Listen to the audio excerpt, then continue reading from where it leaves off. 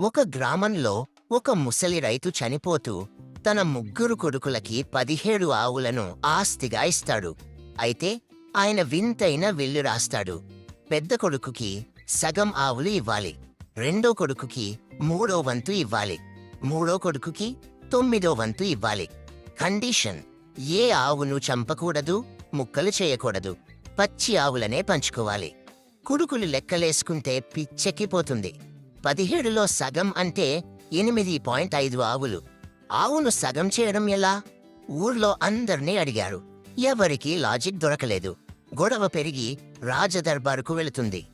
దర్బార్లో మంత్రులు కూడా తలలు పట్టుకుంటారు. ప్రభూ, 17 అనేది ప్రధాన సంఖ్య. దీన్ని 2తో గాని 3తో గాని భాగించలేము. ఆవును కోయడం తప్ప వేరే మార్గం లేదు అంటారు. అప్పుడు తెలివైన రాణి నవ్వుతూ ముందుకొస్తుంది. దీనికి పరిష్కారం నా దగ్గర ఉంది. నా సొంత ఆవు ఒకటి తీసుకురండి అని ఆర్డర్ వేస్తుంది. రాణి తన ఆవును ఆ 17 ఆవుల మందలో కలిపేస్తుంది. ఇప్పుడు మొత్తం ఆవులు 18. ఇప్పుడు రాణి లెక్క మొదలు పెడుతుంది. పెద్ద కొడుకుకి సగం. 18లో సగం అంటే 9 ఆవులు. ముందు వాడికి 8.5 రావాలి. ఇప్పుడు 9 వచ్చాయి. వాడు హ్యాపీ. రెండో కొడుకుకి 1/3 వంతు. 18లో మూడో వంతు అంటే 6 ఆవులు. ముందు వాడికి 5.6 రావాలి. ఇప్పుడు 6 వచ్చాయి. వీడు హ్యాపీ. మూడో కొడుకుకి 1/9 వంతు. 18లో 9వ వంతు అంటే 2 ఆవులు. ముందు వాడికి 1.8 రావాలి. ఇప్పుడు 2 వచ్చాయి. వీడు హ్యాపీ.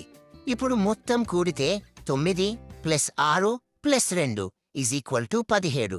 లెక్క సరిపోయింది. మిగిలిన ఒక్క ఆవు రాణిగారిది. దాన్ని ఆవిడ తిరిగి తీసేసుకుంటుంది. రాజు, మంత్రులు, కొడుకులు అందరూ షాక్. ఎక్కడా ఆవును కోయలేదు, కాని అందరికీ లాభం జరిగింది.